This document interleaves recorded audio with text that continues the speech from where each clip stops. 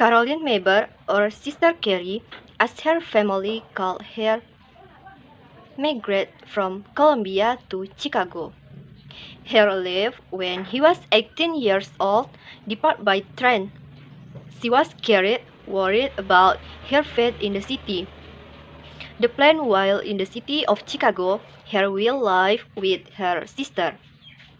During the trip, her chat with someone. Her meet on the train named Drawad. When her arrived in Chicago, her meet with sister and walked together. Carrie lived with sister and brother-in-law, who live simple in a terraced house. Her siblings are Minnie and Hanson. Seeing condition of the small and cramped house, Carrie wrote a letter to the person she met on the train named Drawad, not to come to see her in the small and cramped house. Carrie is always thinking about life in the city and thinking about what jobs is right for her. Will work, what can be done. Carrie traced every junction, looking at every building, shop, building, and etc.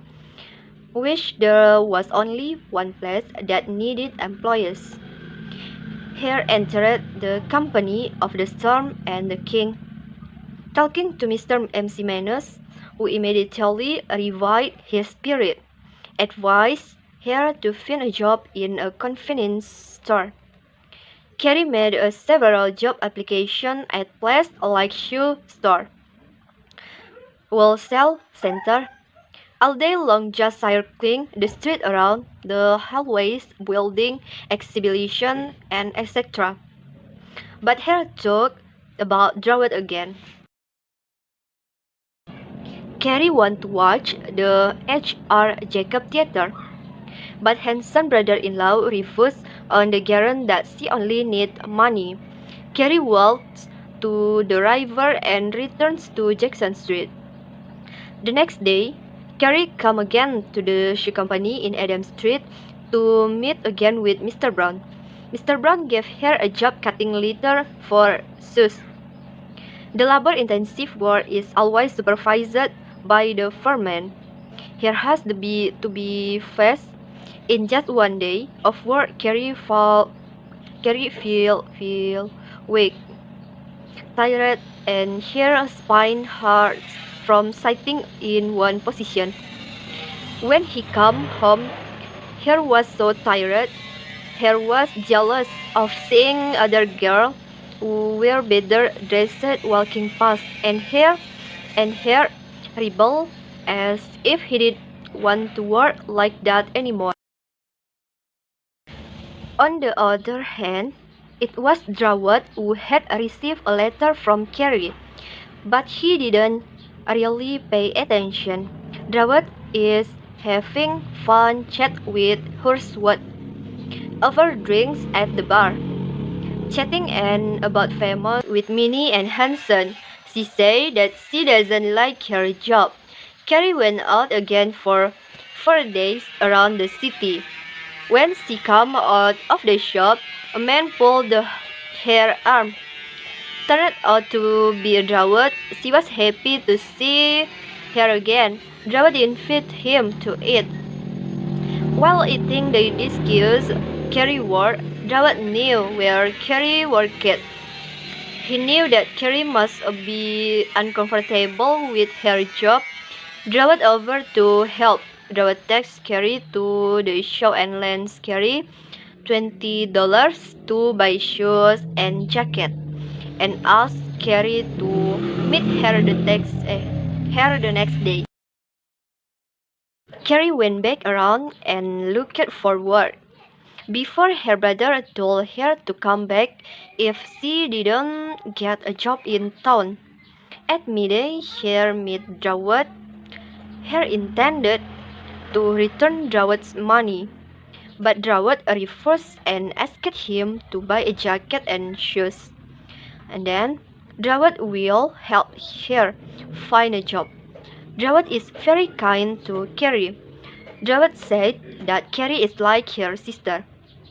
Carrie returned to her sister's house and said she was leaving. Carrie left by car in Drawot. She is still gonna live while in Chicago. Just go back and she will be fine. Carrie left her sister's house to become a question mark for her sister and brother-in-law. Where did Carrie go? With whom? Carrie lived with Drawot. They go to show, opera, and theater. Drawot buys Carrie a skirt and shirt. Carrie already looked like a girl in town. Carrie was still in awe of the situation whether they would get a job or not. Drawot met Hurswood again. He says he will introduce someone to Hurswood. About the Hurswood family, his wife Julia. Julia is a little arrogant and financially extravagant. They have a son, George Jr. and Jessica. George has an interest in business while 70 years old. Jessica only spends money on expensive dress. Mr. Hurswood does not want to be outdone by the prince. She also beautiful and her appearance. On this day, Carrie looked very beautiful in her dress. He received praise from the Drawot. That very day, Hurswood came to the Drawot place. Carrie asked who she is. To her answer Drawot, he is a good person. He is Fitzgerald and Moy's manager.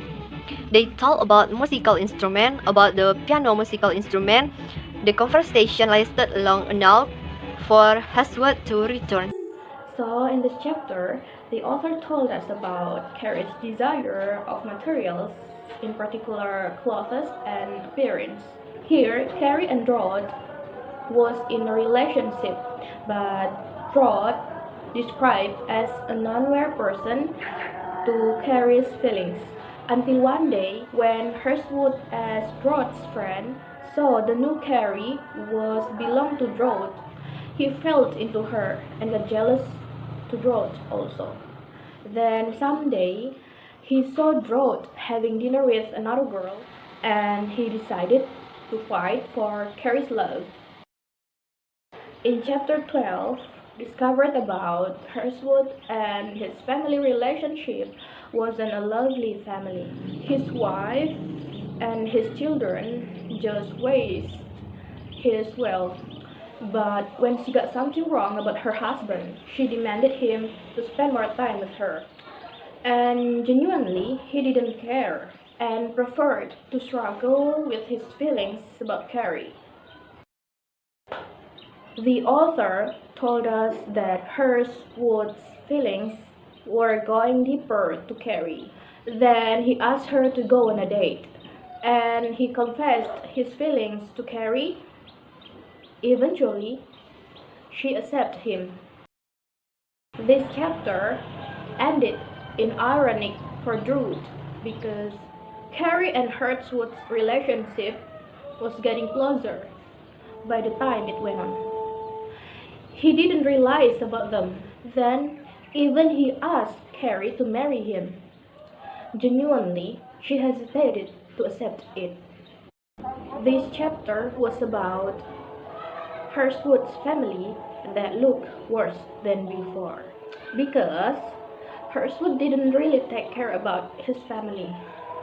And he just thought about Carrie every single time. He worried if she knew about his status, that he has married and has children.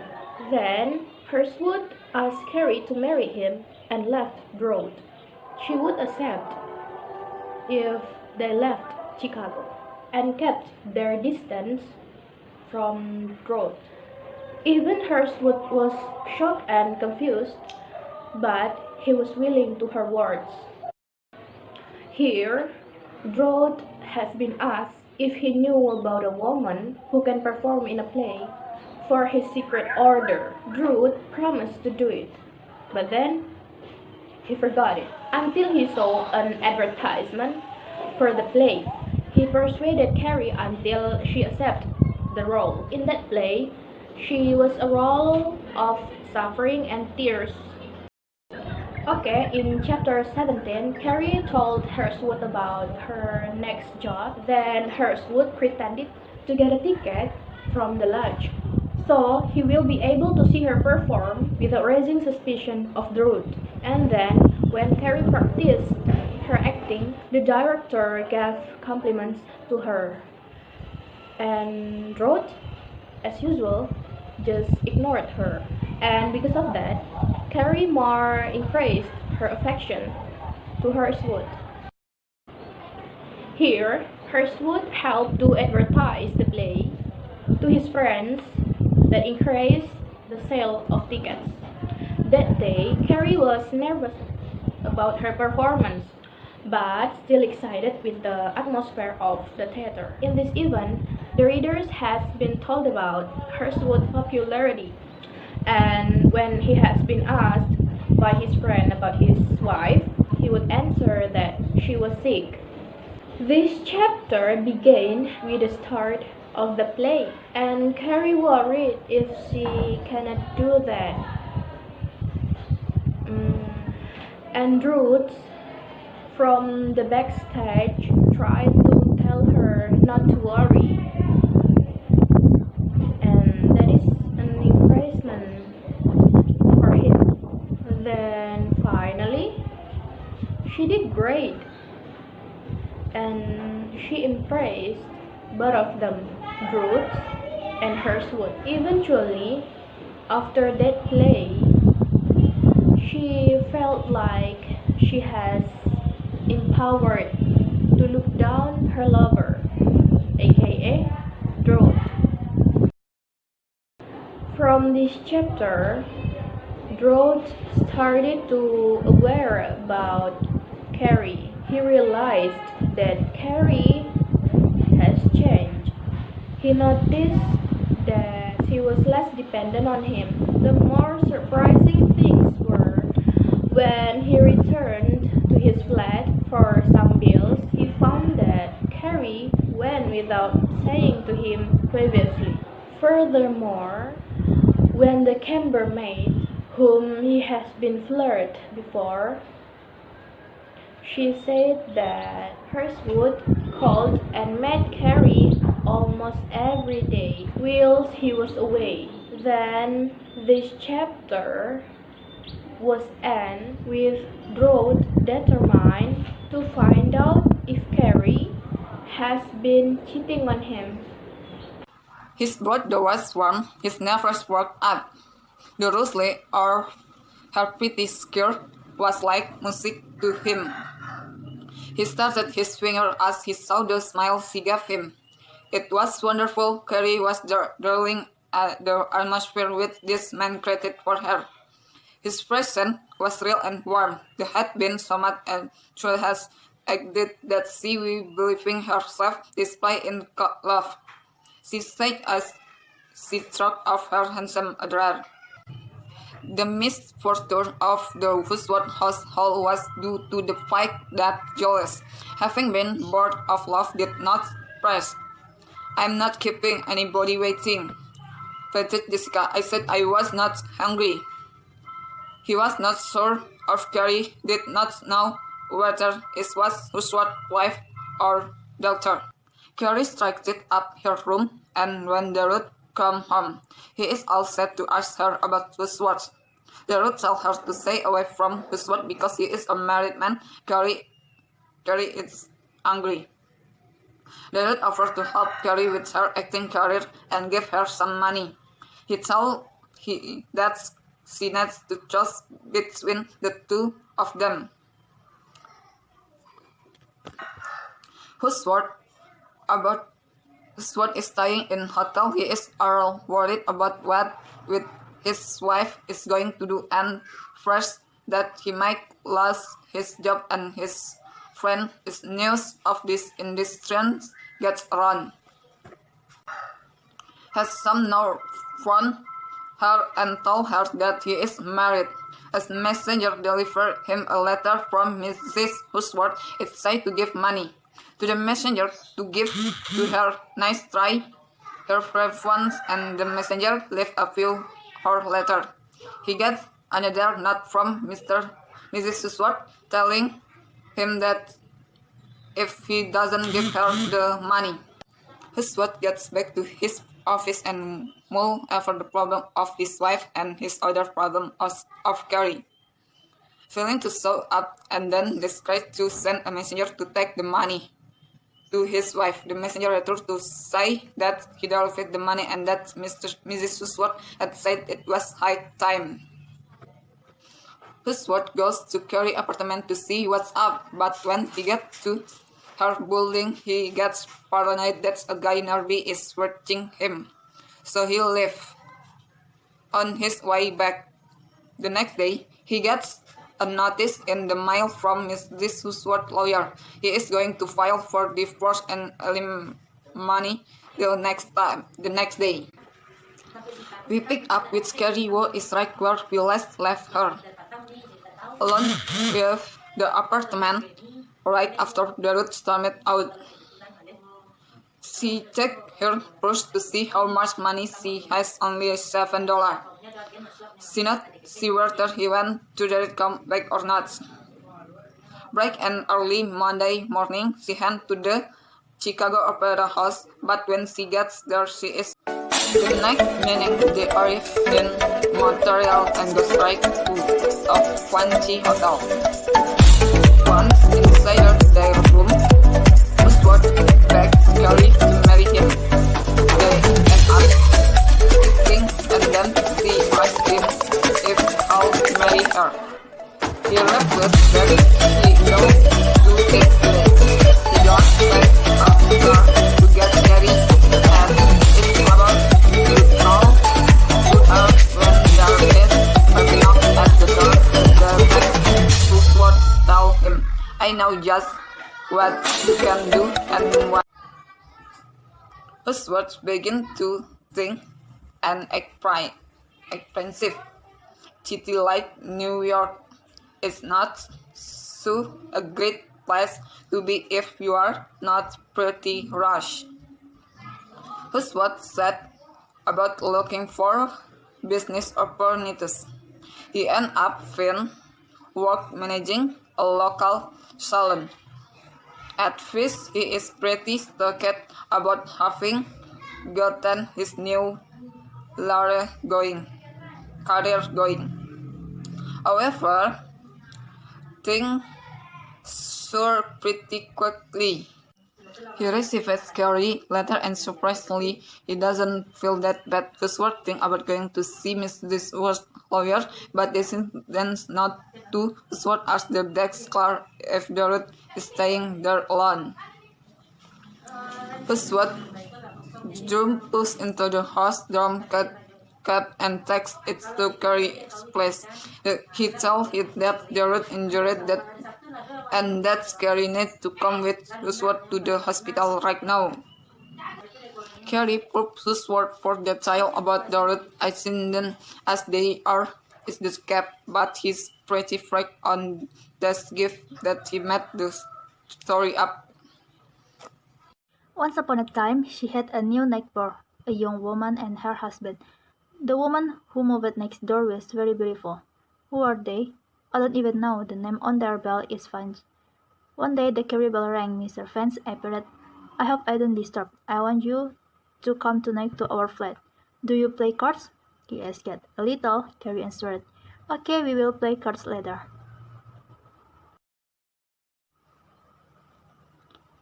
Carrie had never seen a play without clearly bringing his own abilities to light.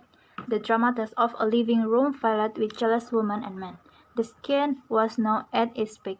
When Husworth came, Carrie was gloomy. She shut up rocket and thought, What's the matter, Carrie? Nothing, I just don't feel well. I wanted to take you to the show tonight. I don't want to come. I already went to the show this afternoon. Gold mine. And you don't want to to go again tonight? No. In the third stage, when this talk began to bear fruit and the Warren Street place, suddenly one night he confessed to Carrie that business was not going well this month. His answer was soft enough, but his mind was rebellious. One night Harsworth thought of a way to change Carrie's desire for clothing. Do you think it would be helpful to open up elsewhere? Change is now the most important aspect of Harsworth. 2 days later, he said to Carrie, "You know, I thought I was going to get the worth of the deal. The man who owns the land has sold it and the new owners won't give it to us. Business will end. Can you get anything else?" "I didn't know. I will try." Carrie talked about this situation consistently. It took her several days to realize that her husband's business was approaching dissolution. His mind went back to his original business in Chicago, and cents and their flats, and his heart rebelled. It's bad. Everything about poverty is terrible. Carrie prepared dinner. "Will you eat now? Today is gloomy, right? Are you still sure to close it?" said Carrie, searching for the topic. "Of course. You don't need to talk like that." "Oh." While standing. "Don't go. Finish your first." "Go. Food first," said Carrie. "I'm going downtown." Carrie was reading alone, a little dark in the flat. "You're going to hurt your eyes," he said after removing this coat. The next day was even worse than before, because now he could not think where to go. "Don't forget to leave the cake for this week," said Carrie. On the fourth day, the storm was gone, but he was still unemployed. Finally, on the exit past 14th Street, and sat in the hotel lobby. At that time, he met his acquaintance in Chicago, Cargill.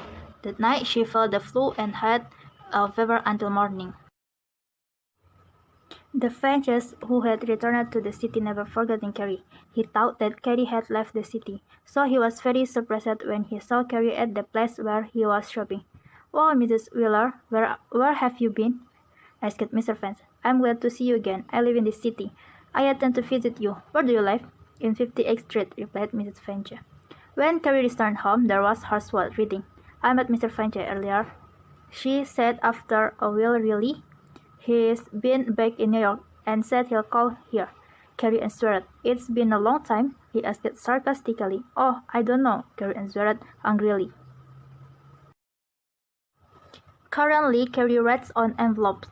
"I better go now." Harsworth saw him leave a little embarrassed, which made him feel insulted. Carrie went to Madame Bermudez. "Now, young lady, what can I help you with?" "Are you Mrs. Bermudez?" asked Carrie. "Yes," the answer. "You understand about the work of people on stage?" "Yes," the answer. "Can you teach me?" "You want to have experience in New York. You have to pay $50. When Carrie updates looking for it, he went to the casino. "Where can I meet Mr. Gray?" "You can meet him now. He is busy." "Then when?" asked the Carrie. "Did you make an appointment with him?" "Not." "Well, you have to send a letter and ask him to meet with you." Monday, Carrie went again to the casino. "Did you tell you to come today?" said the manager. "You said the first of the week," Carrie said shyly. "Ever have experience? Come to the theater tomorrow morning." "All right," Carrie answered. "I got a job," said Carrie in Harsworth. "Where?" the chorus replied. "How much is the pay?" "Maybe $12 or $14. The next morning, Carrie apologized to Hartwood. "I couldn't come home last night." "Ah, Carrie, you don't have to tell me. I'm fine." In the morning, Hartwood chose to leave.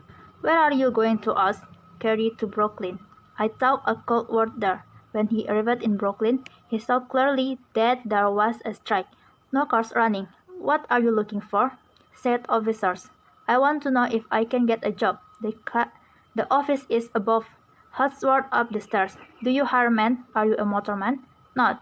"Well, we prefer experienced men. Still, you can learn. What is your name?"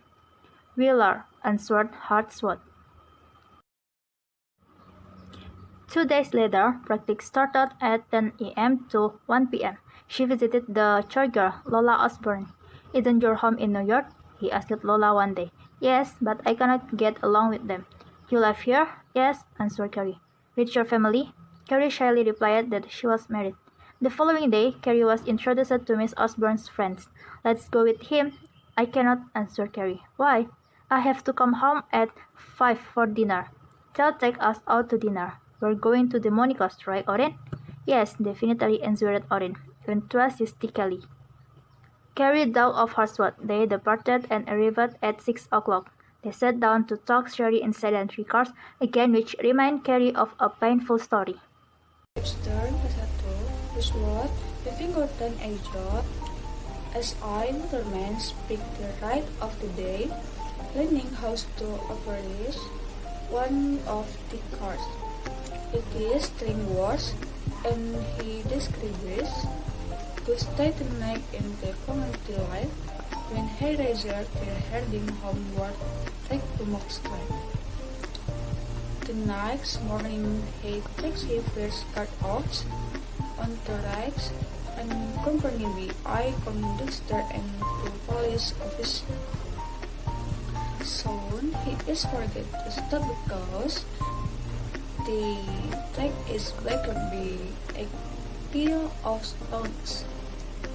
I moved from around the car, and the officers are forget to him some of the people to keep them back so they managed to break the windows. The sword finishes the trap and throw the car bags to break the pots. Later in the afternoon, he again is forget to stop and like the officers break up a mob of people. They nearly finished their roast when he rose into an oven, agreement with attack him with the paddle. Chapter 42. Carrie has a great success in her show.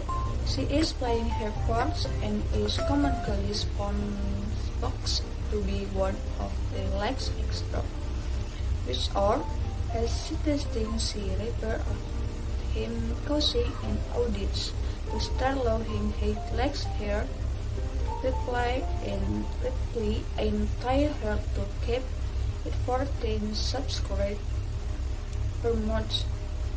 She sounds gauge enough into post big sports, playing 3, 5 and weeks. When on half the excrete life, her friend Lola, she multi-nails essays to share an expertise, and Carrie laser takes words have a clue to many is the buzzword for kids.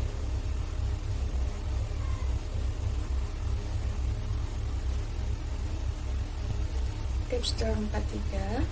Carrie's target motive the next paper essay communities acting. But when her soul prepared to live next words, the days of remain is the city. She instead signing up for a summer performance with Steve Kissing. As 30 awards and Lola Jones, her sporty clothes, the nice purple print and legs photo of Carrie in the show even throws her Lars is slightly pops. Her looks change where is roll wears she flyers. They parts will takes communist they start around and record great review of the metaphor.